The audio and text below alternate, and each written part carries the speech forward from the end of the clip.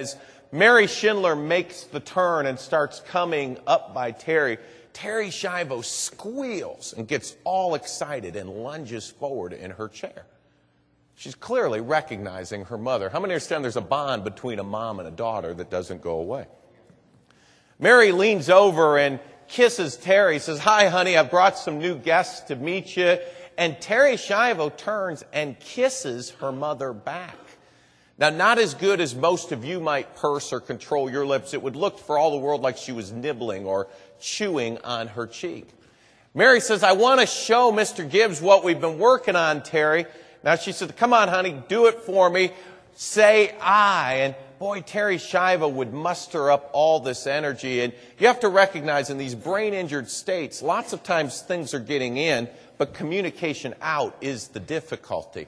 And boy, Terri Schiavo would come back, "I," right back at her mom. And boy, look for approval. "Oh, honey, that's wonderful. Now I want you to say love." And Terri Schiavo would get the L's. "Love," right back at her. She said, "Oh, honey, you're doing great. Now I want you to say you." And I never saw Terri get the U's. I don't know if that sound was tough for her. But Mary would be like, "Honey, that's okay. Let's do it again." And boy, she'd respond back. Her dad, the response was completely different. He had a mustache and a little bit of an unshaven chin sometimes, and was from Philadelphia. He'd be a little gruffer with her. Say, "Okay, honey, I'm fighting for you." And, you know, all this stuff, you get all excited, you squeal and you kiss your mom. You say all these words for her. He's like, "Now I want you to give your daddy a kiss." And so he said, "I'm coming in for a kiss." And as he would come in at her to give her a kiss, Terri Schiavo would purse up her face, make this lemon face, turn her head away to avoid the kiss, and giggle. Now, was Terri Schiavo disabled? Absolutely. Do I hope every person here has good health? I hope your loved ones do. I hope nobody here ever has a disability like Terri did. But here's a woman that is alive, just needs food and water, recognizes people, interacts, says small words. I did things to her that would be rude if I'd done them to you. She's in that chair, kind of that tall back, lazy boy style. I went directly behind her.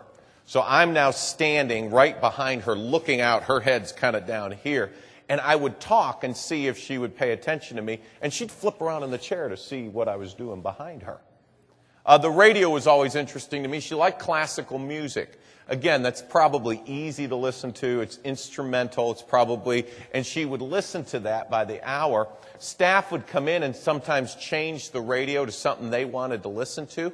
And she would fuss at them till they put the radio station back. Another item was she felt pain. She would not randomly yell out. Weather like this, where it's getting a little colder and then a little hotter and you feel sinus pressure, Terri Schiavo would actually fuss at people when they were in the room requesting Sudafed or Tylenol. While she was disabled, she was as alive as any person sitting here. You say, "Well, Mr. Gibbs, I understand that, but I mean, the courts kind of looked at it." And I sort of heard in the sequence of things, you know, this thing went on forever and it was through the courts. And let me just give you a quick timeline. Terri Schiavo in 1990 collapses. She has a temporary deprivation of blood and oxygen to her brain. She's 26 years old. She's rushed to the hospital and they thought she was going to die, and she survives. And her husband says, "Do everything you can to keep her alive." And for the first couple years, she's actually doing fairly well. She's taking small steps. She's speaking more. And the husband gets the idea, "I'm going to sue some medical doctors and get some money to help care for my wife." And he sues a couple of doctors, asks for $20 million, says to a jury, "I'll take care of my wife for the rest of her life." And in 1993, he didn't get the $20 million, but a multi-million-dollar award was handed down. 93 is an interesting year. At this point, the money comes in, and he gets a new girlfriend. Now, how many understand the disabled wife becomes a problem when you have a new girlfriend? And it is an awful lot of money floating around, and he now makes the decision that Terri shouldn't really live anymore. He takes all that money and uses it to hire lawyers to now fight her parents to have her life ended. A lot of people say, where's the rift, or how did this happen? In '93, that was kind of the moment. They were so sad when all that money came in with the hope that Terri would be cared for, and then for him to betray what he told the jury and the family was very heartbreaking. Year 2000, a judge basically does this. He says, well, you know, husband doesn't want her to live, and he has the right to make this decision, and he ruled it's okay to take away her food and water, never one time going to see Terri Schiavo. How many of you think if you had to make that decision, you'd at least like to go meet her? Terri Schiavo could travel in a wheelchair very easily, and nobody ever brought her to court. And so, again, she's kind of left off, isolated. Husband says, here's what I want to do. Judge rubber stamps it. It's upheld on appeal. And in the year 2003, Terri is set to die. That's when I meet Bob and Mary Schindler. Now, how many understand that's a terrible time to get involved in a case? The case is kind of over, and it looks like this girl is going to die. And I remember what Bob said. He said, David, do whatever you can to help save my girl. And I said, well, Bob, you know, this is a tough situation. I mean, this looks pretty bad legally. But I said, we serve a God who can do the impossible. And he said, that's all we can hope for. And then number two, he had an interesting comment at the time. He said, if they end up killing Terri, will you make sure everybody knows what they've done? And I said, well, Bob, let me see what we can do. And we watched some wonderful miracles. In the year 2003, Governor Bush and the Florida legislature passed what became known as Terri's Law. And we really believed that Terri's life had been spared. And we were excited about this. And you see a little theme in this whole legal battle. Elected officials, governors, presidents, congressmen, legislators, wanting to save her, and judges wanting to have her life ended and overturning what the elected officials want. And a couple months later, the Florida Supreme Court ruled that Terri's Law was unconstitutional and reinstituted the death sentence. Please understand, this is a civil death sentence. This girl, it's the first one in American history. We've had criminal death sentences where people were ordered by courts to die, but a civil death sentence was very novel. And boy, it just started every appeal imaginable, and that was really when the media frenzy went into full steam.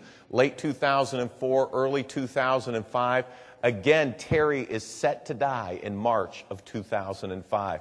The United States Congress gets involved. You'll remember a Palm Sunday, they flew in from all around the country, and many politicians have run from this case. The Democrats use it like a weapon, and the Republicans have kind of shied away from it.